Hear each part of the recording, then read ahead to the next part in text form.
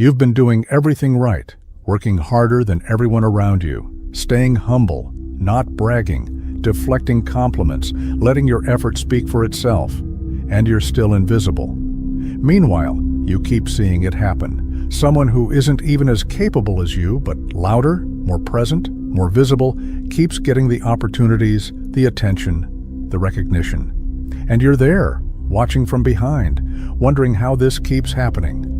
And here's the part that stings. You were told this was the right way. Stay humble. Don't brag. Let your work speak for itself. Pride comes before a fall. Humble people earn respect. That was a lie. Humility doesn't earn respect when you're unknown. It earns silence. It earns being passed over. It earns watching someone else live the career you should have had. Because here's what they didn't tell you.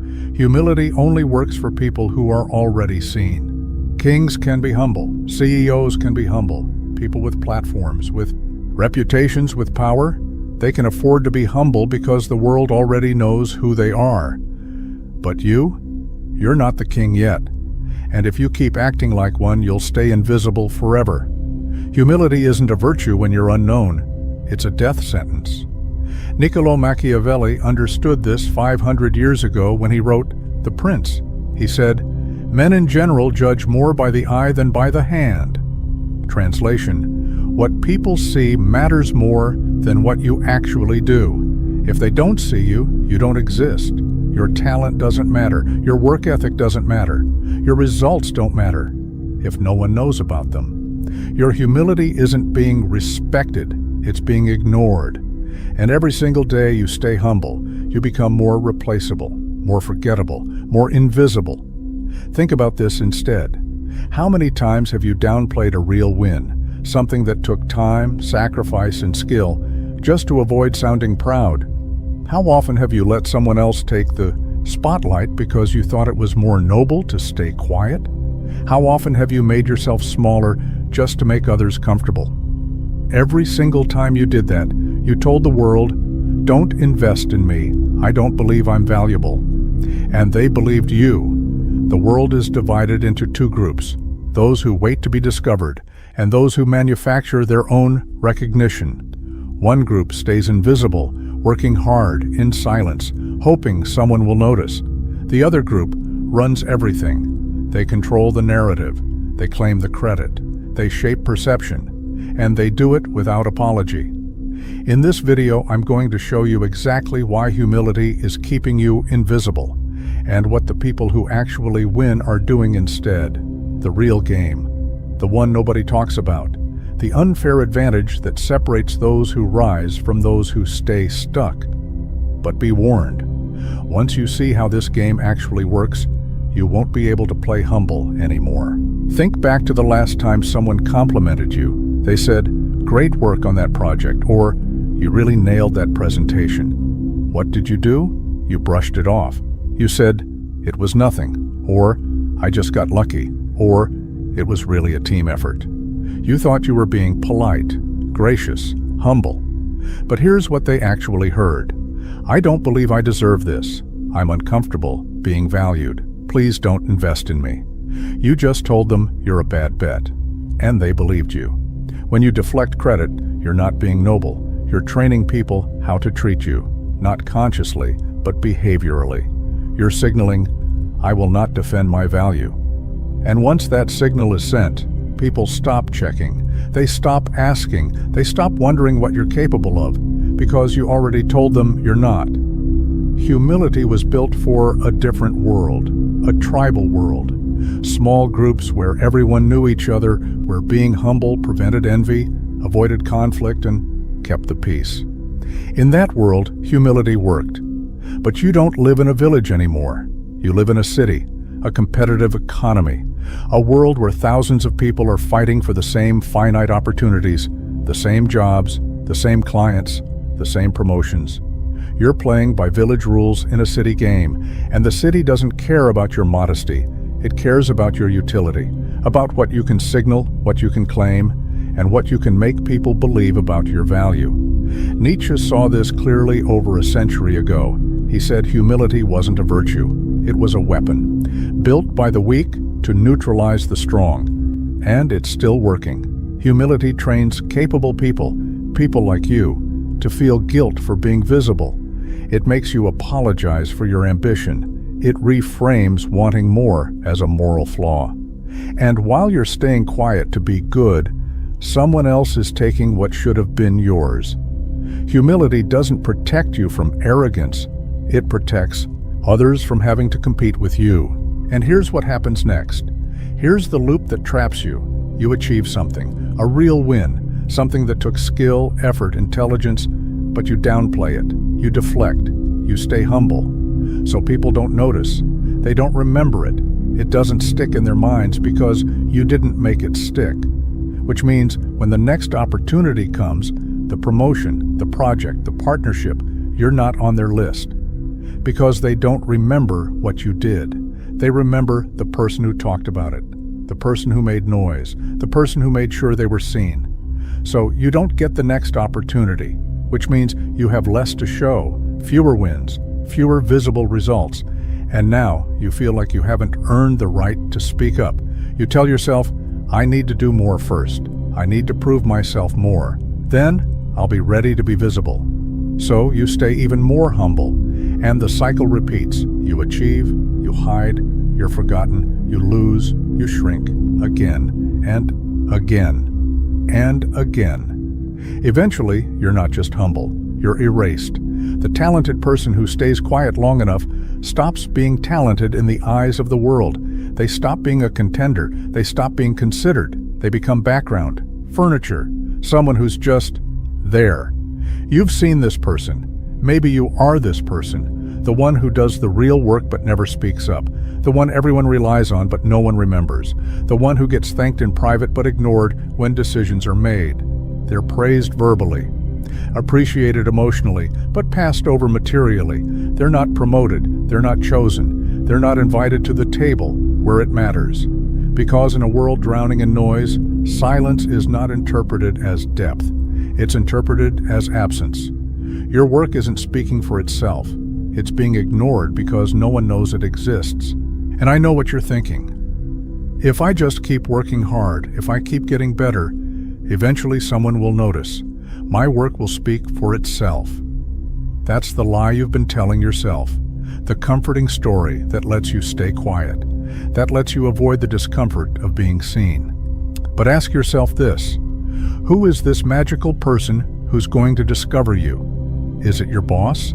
They're managing 12 other people and fighting fires all day. They don't have time to search for hidden talent. They promote the person whose name they remember, the person who made sure they were visible. Is it a recruiter? They're scrolling LinkedIn for people who already look successful, who have visible wins, endorsements, a presence. They're not digging through the shadows looking for someone who stayed quiet. Is it a client?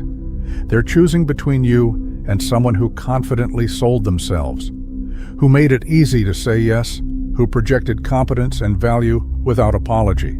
The brutal truth is this: no one is searching the shadows for hidden gems. The world is overwhelmed, saturated, drowning in talented people. There are 1 million people as skilled as you, as hardworking as you, as capable as you. The ones who get discovered, they didn't wait to be found. They made themselves impossible to ignore. Your humility isn't a strategy, it's a prayer. And prayers don't get you promoted.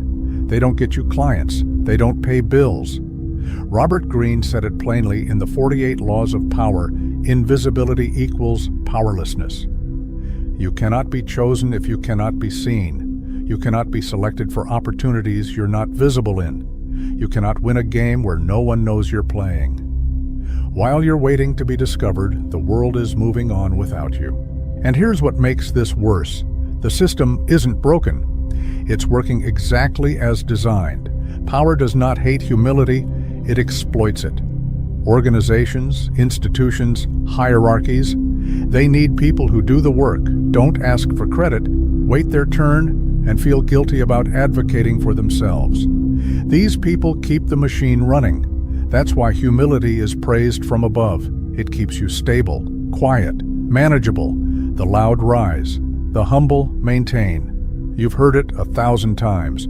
We value humble team players. But watch closely. Watch what actually happens. They want humility from you, not from themselves. The same manager who tells you not to brag?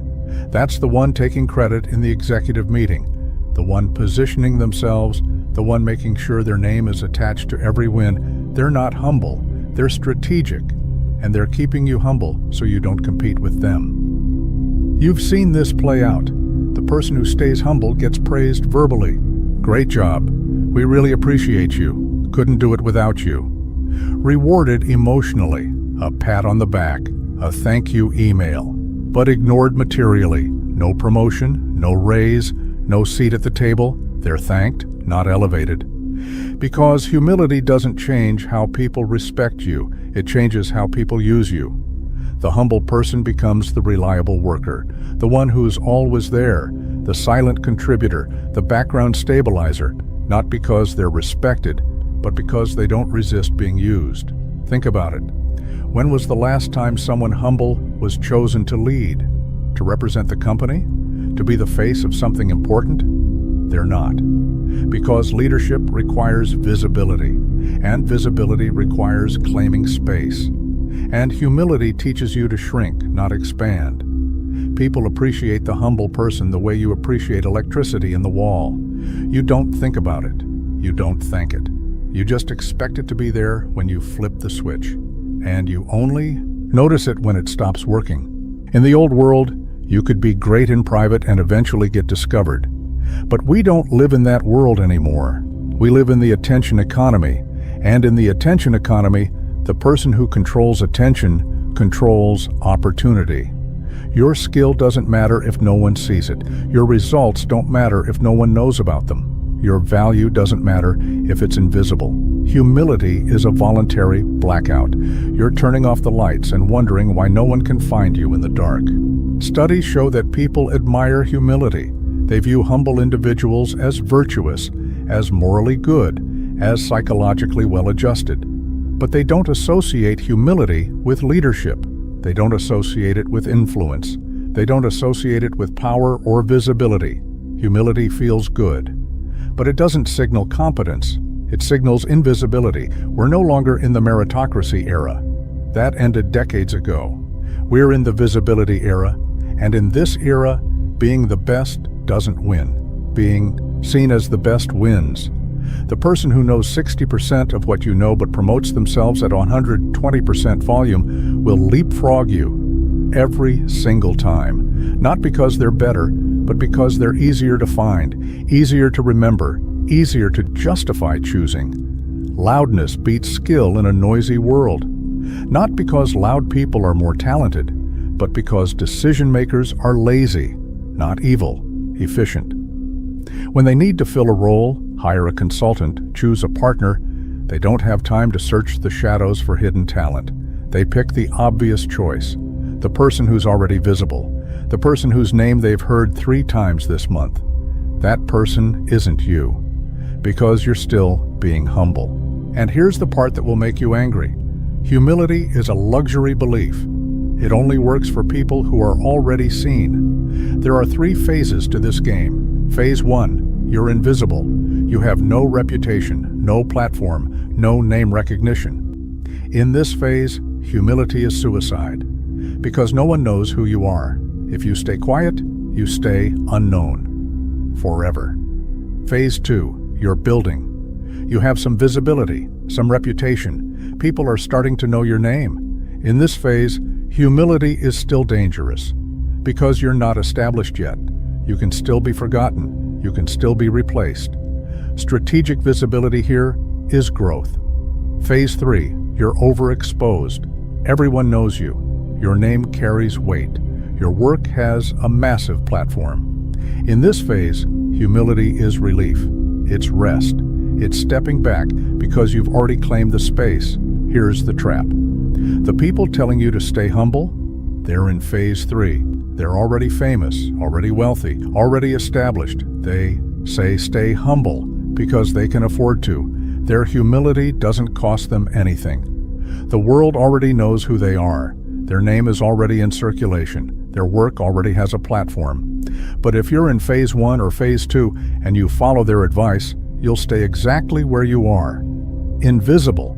Think about it. A billionaire says, "I'm just lucky. I don't deserve this." People call him graceful, humble, admirable. A jobless man says, "I don't like talking about myself. I prefer to stay quiet." People call him irrelevant, unambitious, forgettable. Same behavior, two completely different interpretations, because humility only works when the world already knows who you are. When you're nobody, humility isn't modesty, it's erasure. Kings can be humble, peasants cannot. And right now, you're not the king, so stop acting like one. So, what do powerful people actually do? Because they're not sitting around being humble, they're playing a completely different game. And the rule they follow is simple. You are not what you achieve, you are what people know you achieved.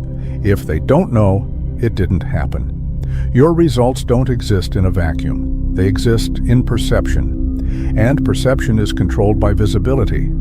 While humble people wait to be recognized, powerful people manufacture their own recognition. While you downplay your wins, they claim credit, loudly, repeatedly, without apology. While you stay quiet about your value, they control their image, their narrative, their perception.